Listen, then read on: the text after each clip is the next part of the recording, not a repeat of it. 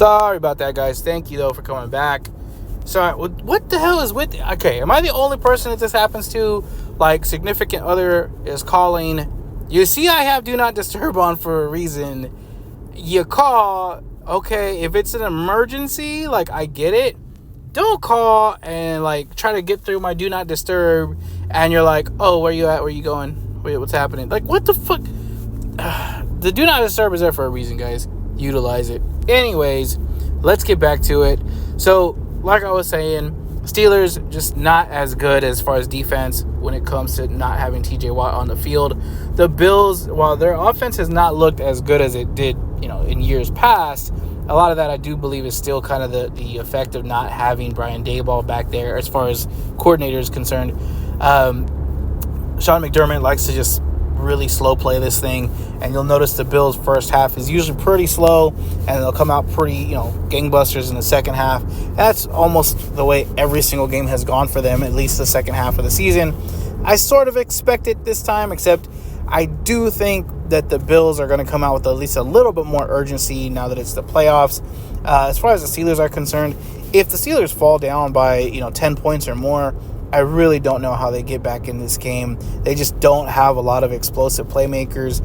Jaylen Warren's probably the best one they have, and that's going to require a lot of running.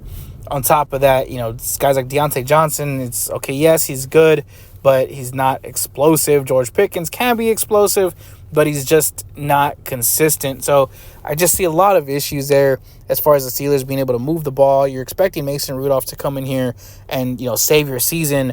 We've seen that guy play before. We know that he's not great. Really, I expect this dude to turn into a pumpkin at any given moment. So I don't think that you're going to have a huge issue there as far as the Bills are concerned. The Bills, though, as long as their offense just keeps firing the way that it does, Josh Allen is going to work as, the second running back, basically, without a TJ Watt there to put pressure on him, chase him, move him off his spot. I don't have a whole lot of hope for that Steelers team. So give me the Bills. Again, we're going to tease that down. If it's at a 9.5, which it should be at your book, it's going to come down to 2.5, and we're going to partner that up with the Cowboys. I have heard the Packers getting a lot of love lately.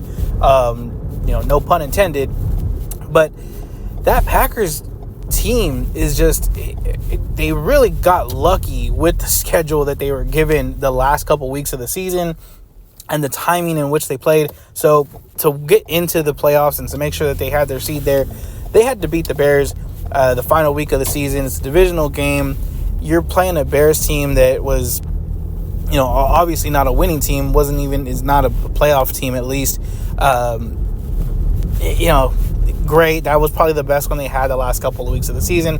Before that, you played the Vikings. You played the Vikings with their freaking third stringer. It wasn't even Nick Mullins back there. You're playing a team that's just been banged up all year, who was not in the playoffs. Just a team that was not really ready to compete and didn't have the pieces that they needed to compete. Yes, I understand Justin Jefferson was healthy. TJ Hawkinson was out. Addison was out. Obviously, Kirk Cousins didn't play in that game. Can't remember the guy's name. Anyways, whoever the hell their four-string quarterback was back there not doing a damn thing. Just not a good look at all for the Vikings that week.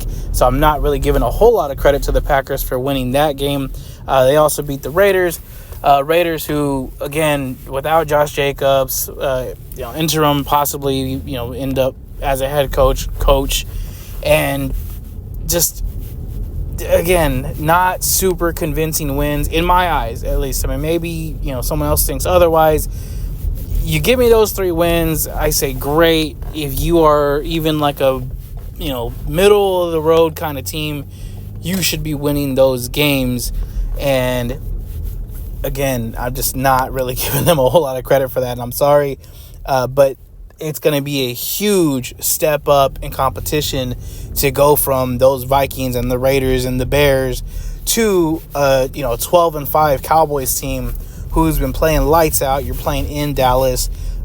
Great offense. You're going to have to really hope that your run game can get going early and often to put them in a bad spot.